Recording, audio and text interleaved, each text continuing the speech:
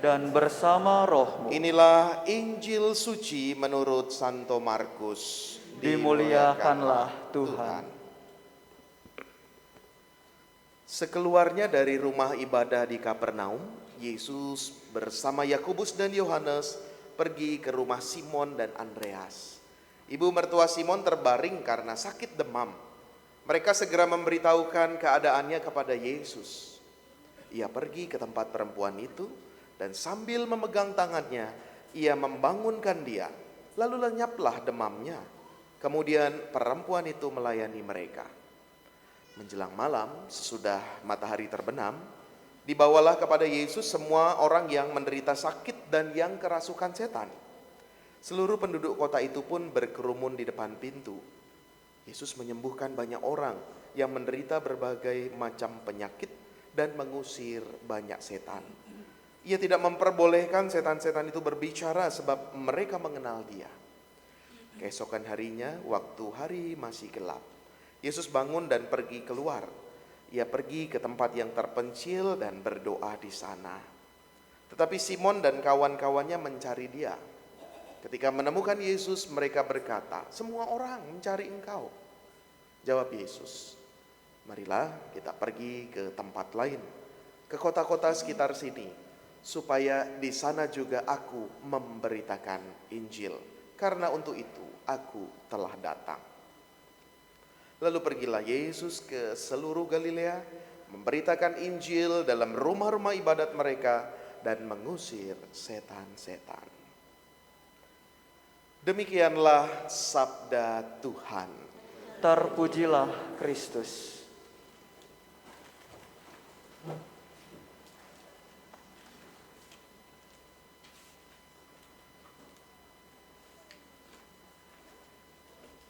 Saudari-saudara yang terkasih, kalau kita flashback seminggu belakangan atau 2 minggu ke belakang, itu rasa-rasanya enggak tahu ya, yang saya rasakan sih tambah macet, apalagi kalau hujan. Masalahnya setiap hari itu hujan. Bisa dari pagi sampai siang atau bisa dari sore sampai malam, bahkan pagi lagi sepanjang hari. Ya, kita juga pasti juga mengalami. Ada juga yang kesulitan juga karena hujan ini. Ya, ketika harus berangkat ke gereja, ketika harus berangkat sekolah, ketika harus ke kantor, ya rasanya ya lebih baik kalau hujannya di pagi hari itu pengennya tarik selimut aja, udah nggak mau kemana-mana. Ya, atau kalau hujannya itu menjelang sore, menjelang ke gereja, itu rasanya ya udah deh besok aja ke gereja. Besok juga hujan lagi, nggak jadi ke gereja ya. Tapi yang menarik adalah Bapak Ibu, saudari-saudara, kalau lagi hujan-hujan gitu, ya enaknya makan apa Bapak Ibu? Apa? Bakso, soto, apa lagi? Indomie, jangan Indomie, mie rebus, ya. Mie rebus. Apa lagi kira-kira? Tahu goreng ya, tahu goreng ya. Kalau Romo nggak tahu goreng, hihang goreng ya saya. Pisang goreng. Tapi kok nggak ada yang sebut sop iga babi gitu ya? Padahal itu yang paling ampuh. Untuk di hujan-hujan itu enak sekali. Saudari-saudara yang terkasih, kita punya mungkin berbagai macam hal ya yang bisa kita nikmati, bisa kita menambah semangat ya untuk dalam situasi hujan itu ya. Atau kalau kita kayaknya badannya udah lelah nih, masuk angin, penawarnya ya kerokan ya kan. Atau kalau kita lagi sakit, lagi kurang enak badan, demam, mungkin penawarnya atau obatnya, misalkan saya tuh akan sembuh kalau saya shopping. Wah, ya. Bisa macam-macam, bisa dalam bentuk barang, bisa dalam bentuk kegiatan, bisa dalam bentuk bertemu dengan orang dan lain sebagainya. Maka kita juga ya mengalami, saya yakin kita semua punya. Kalau anak zaman sekarang itu namanya mood booster ya. Mood booster yang membuat mood ini kembali lagi, membuat hidup hari-hari kita itu lebih bersemangat lagi, membuat yang tadinya suntuk, yang tadinya bete, jadi happy lagi, jadi sukacita lagi, mood booster. Dan kita mungkin kalau dilihat, diteliti, masing-masing dari kita itu punya masing-masing itu mood boosternya apa sih dalam situasi ini, dalam situasi itu, dalam keadaan ini, dalam keadaan itu, ada penawarnya. Kenapa saya bicara demikian? Karena dalam bacaan-bacaan yang kita dengar, bacaan pertama, bacaan kedua, dan bacaan Injil itu, kalau saya merenungkan, kiranya keadaan-keadaan itulah yang digambarkan dalam bacaan ini. Bacaan pertama, Ayub itu orang yang saleh, orang yang baik dalam zamannya. Orang yang terberkati, ternaknya banyak, ladangnya luas, keluarganya semua sejahtera. Tapi ketika kita dalami lagi kitab Ayub, hampir seluruhnya dari kitab Ayub itu berisi tentang penderitaan. Terlebih ketika Ayub mengalami sakit. Sakit secara fisik. Padahal orangnya saleh, orangnya taat sama Tuhan.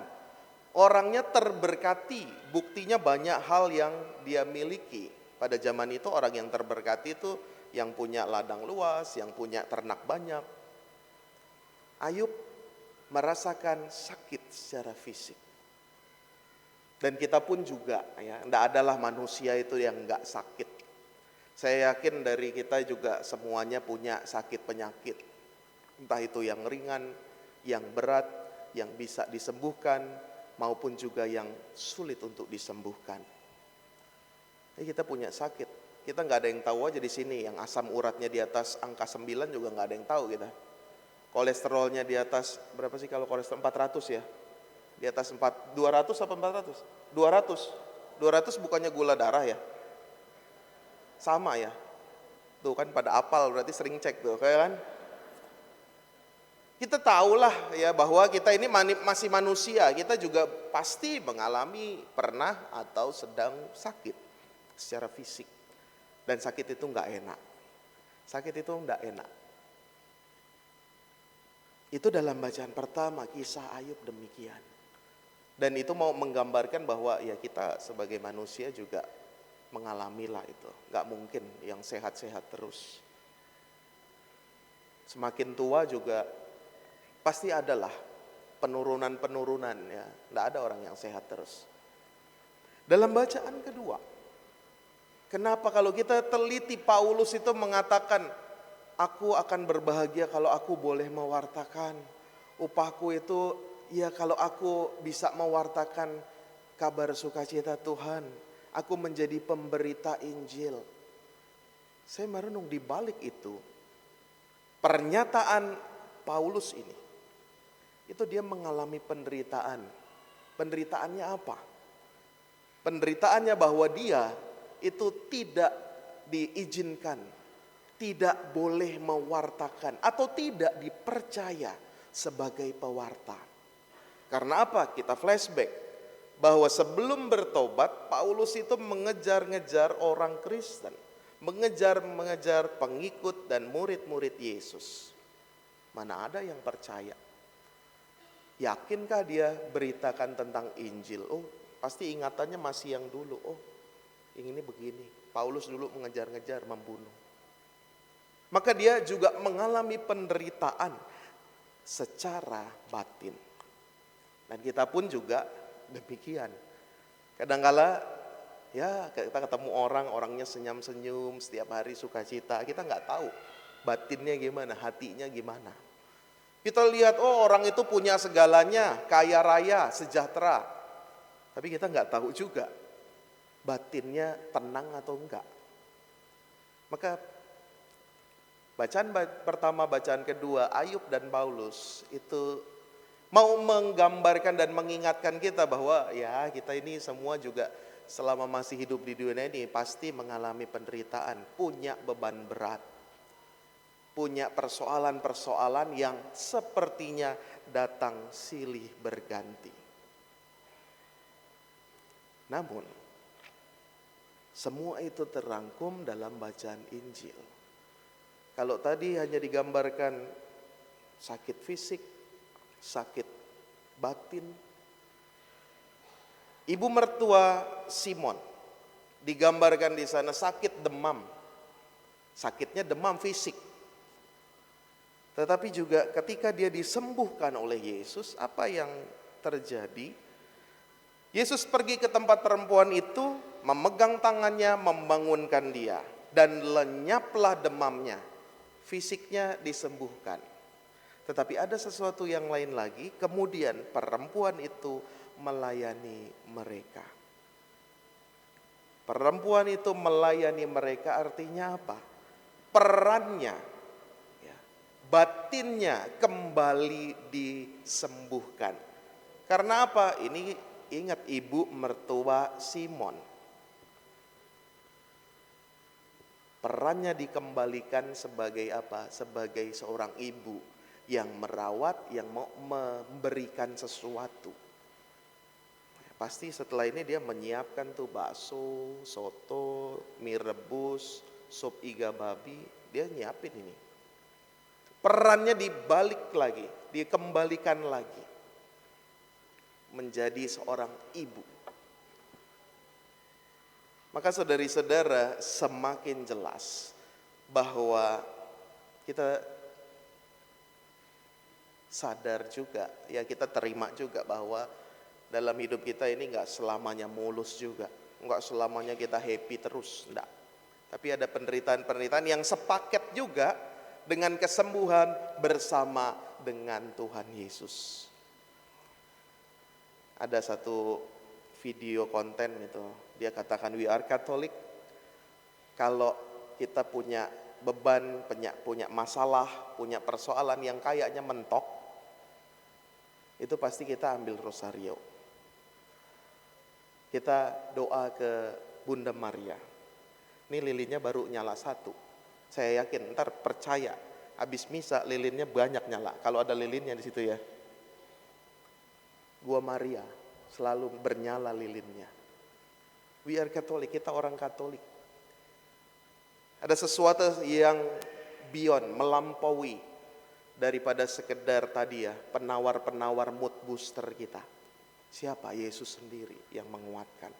Dan ia memulihkan bukan hanya fisik, bukan hanya batin, tetapi juga roh spiritual kita. Ya. Maka dari itu kita kan ke gereja, kita berdoa, kita terima sakramen tobat, kita mohon berkat. Itu semua kan untuk memulihkan batin dan roh kita, fisik kita juga disembuhkan. Karena ada prinsip, ada slogan yang berkata hati yang gembira adalah obat. Maka di sanalah Yesus hadir, memegang tangan kita dan membangunkan kita. Sehingga apa? Sehingga kita dipulihkan dan pada akhirnya bersama Yesus kita pergi ke tempat lain untuk memberitakan Injil. Nampaknya dunia sekarang, ya, kalau kita tidak senantiasa melihat batin, rohani, spiritual kita, nampaknya kita kalau ada masalah, beban berat, persoalan, kalau tidak bersama Yesus bisa saja kita hilang harapan. Bisa saja kita putus asa atau mandek aja gitu aja. Mohon maaf, kadangkala ini mohon maaf, ini mungkin kasar ya. Kita nggak menjadi manusia. Kalau kita nggak punya harapan tuh kita nggak jadi manusia. Ya kita bisa disebut ya daging hidup aja. Nggak ada unsur manusianya. Tapi bersama Yesus yang hadir, bersama Yesus yang memegang tangan kita, kita menjadi manusia, bukan hanya sekedar menjadi manusia, tetapi menjadi manusia yang mewartakan, yang senantiasa berbuah, yang senantiasa berkembang. Pergi ke seluruh tempat memberitakan Injil. Semoga kita semua senantiasa disembuhkan, dipegang tangan oleh Yesus, dan kita dibangunkan dari segala kesulitan, persoalan, beban, permasalahan.